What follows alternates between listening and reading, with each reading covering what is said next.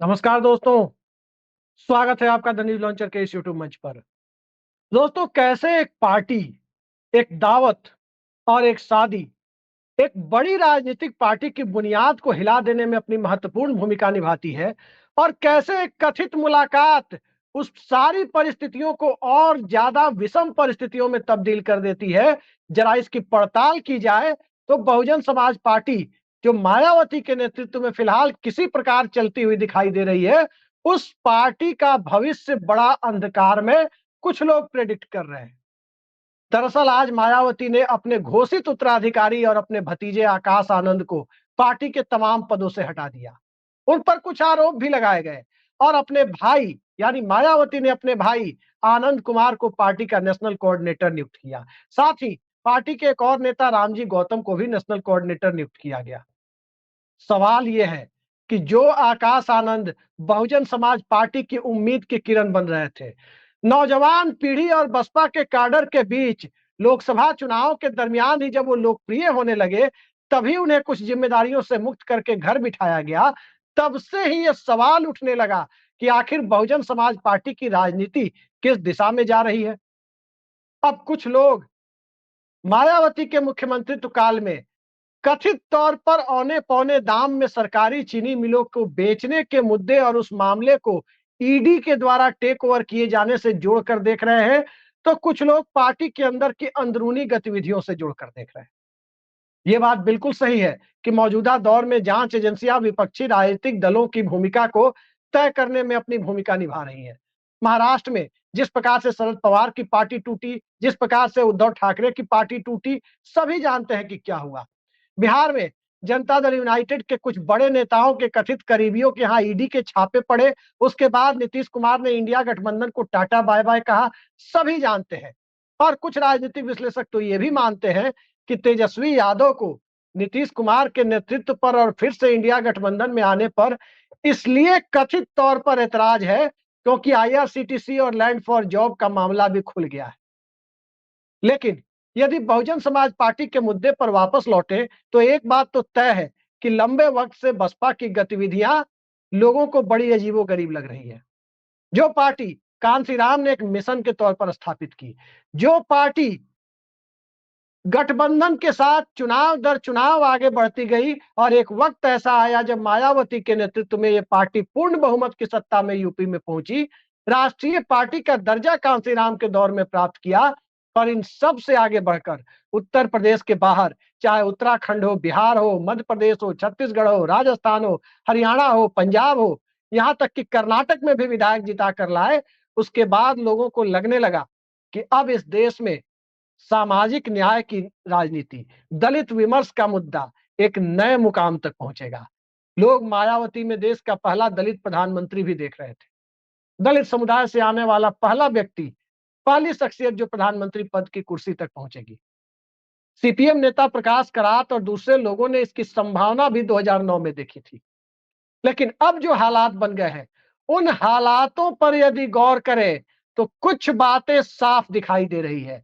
आकाश आनंद और जिस पार्टी का हम जिक्र कर रहे हैं, दरअसल 2023 में एक शादी हुई। आकाश आनंद के ससुर, उनके ऊपर भी पार्टी में तमाम तरह के आरोप लोगों ने लगाने शुरू किए।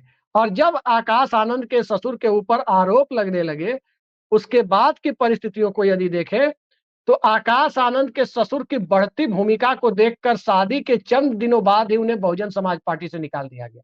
हालांकि उसके पहले सब कुछ मिला था उन्हें, विधान परिषद से लेकर राज्यसभा तक।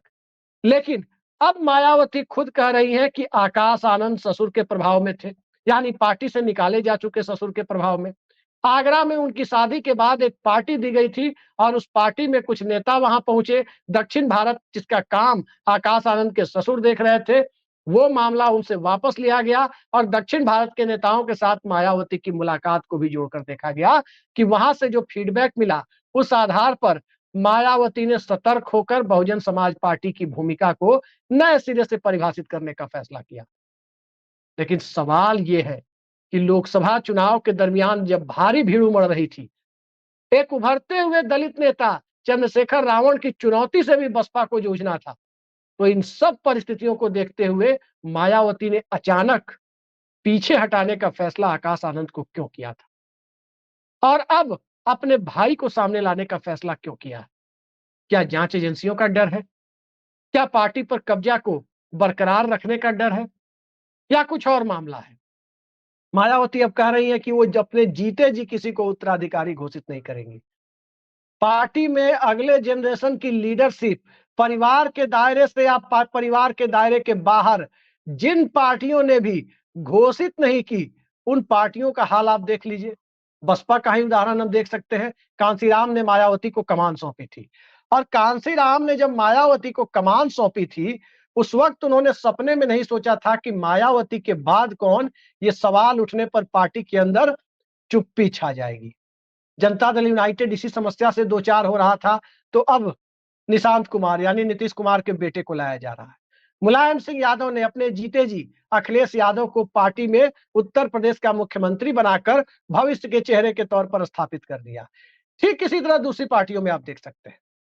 कार्डर बेस्ड पार्टियों की बात छोड़ दीजिए, जो कम्युनिस्ट पार्टियां हैं या जो पार्टी भारतीय जनता पार्टी है, कार्डर बेस्ड पार्टियों में लीडरशिप की ग्रूमिंग का प्रोसेस चलता रहता है।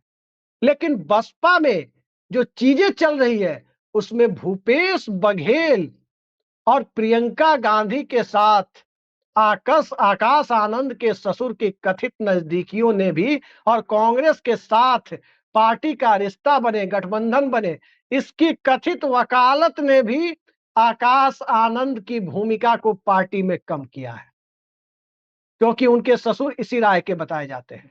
और जब उनके ससुर इसी राय के बताए जाते हैं, तो मायावती जो बात कर रही है कि वो अपनी पत्नी के प्रभाव में है, यानी अपने ससुराल पक्ष के लोगों के प्रभाव में जाते हुए दिख सकते हैं आकाश आनंद, ये एक कारण जो बताया जा रहा है। उस कारण के बाद बहुजन समाज पार्टी की सियासत को आप समझ सकते हैं कि आनंद कुमार को जिम्मेदारी देने के पहल के बाद अब बसपा क्या करेगी। बसपा का वोट प्रतिशत आप देखें, जो बसपा कभी 26% वोट लेकर पूर्ण बहुमत में आई थी, अब 8 साढ़े 8% पर सिमट गई है।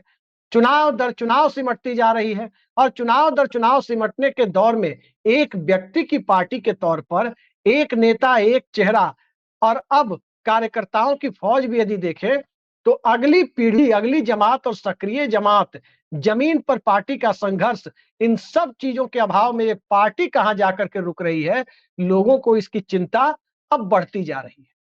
तो अब देखें आज का जो घटनाक्रम हुआ, जो प्रेस विज्ञप्ति जारी की गई, जिस प्रकार से नेतृत्व का सवाल और भावी उत्तराधिकार के सवाल को खत्म कर दिया गया, और जिस प्रकार से आकाश आनंद की भूमिका को छोटा कर दिया गया, एक पढ़े लिखे नौजवान की भूमिका को छोटा कर दिया गया, निश्चित तौर पर कुछ भूमिका पार्टी के अंदर महत्वाकांक्षाओं का है, महत्वाकांक्षाओं की टकराहट का है, तो कुछ भूमिका जो कुछ लोग आशंका व्यक्त कर रहे हैं कि जांच एजेंसियों के कथित भय का है, तो उससे भी इनकार नहीं किया जा सकता। अब देखते हैं बसपा का भविष्य क्या होता है, देखते हैं इस देश में दलित राजनीति का भविष्य क्या होता है, और यह भी देखा जाना अब बाकी है कि क्या कांग्रेस पार्टी, जिसका नेतृत्व अब देश के सबसे बड़े दलित नेता लगभग उस भूमिका में आ चुके मल्लिकार्जुन खड़गे के हाथ में जाकर टिक गया है, तो अब क्या होता है दलित राजनीति का भविष्य। लोकसभा चुनाव में संविधान बचाओ के नैरेटिव के साथ काफी हद तक उत्तर प्रदेश में कांग्रेस के नेतृत्व वाले सपा गठबंधन के साथ जाकर जब वो वोट जुड़ गया, तो आगे क्या विधानसभा चुनाव में वही ट्रेंड बरकरार रहेगा, क्योंकि दलित विमर्श का मुद्दा लंबे समय तक लाभार्थी चेतना के दायरे में रहना नहीं था, वो रुका भी नहीं, और आगे अब उसे नेतृत्व चाहिए, सत्ता में भागीदारी चाहिए, उसके मुद्दों को उठाने वाला चेहरा चाहिए, उसके मुद्दों को उठाने वाला गठबंधन चाहिए, और मुद्दा आधारित राजनीति करने के लिए एक प्लेटफॉर्म चाहिए। वो प्लेटफॉर्म बहुजन समाज पार्टी जो कभी दिखती थी, और दिखती क्या थी, हकीकत में वो बन भी चुकी थी काफी हद तक, अब कहीं ना कहीं लोगों को लग रहा है कि वो भूमिका बसपा छोड़ती जा रही है। लेकिन क्या वाकई छोड़ती जा रही है? भावी नेतृत्व के सवाल के यूं ही खत्म हो जाने के बाद अब ये आशंका और बढ़ गई है। लेकिन आगे आगे देखिए क्या होता है, क्योंकि सियासत में कई लोग फिनिक्स चिड़िया की तरह गिरते गिरते उठकर खड़े हो गए। क्या बसपा भी इसी गति को प्राप्त होगी, या बहुजन समाज पार्टी भी कई ऐसे राजनीतिक दल जो जिनका अस्तित्व अब कागजों पर है, वैसी ही भूमिका में आ जाएगी? देखिए क्या होता है। जो भी होगा आपके सामने होगा और सब कुछ दिखाई दे देगा आगामी उत्तर प्रदेश विधानसभा चुनाव में। आज के लिए इतना ही। नमस्कार।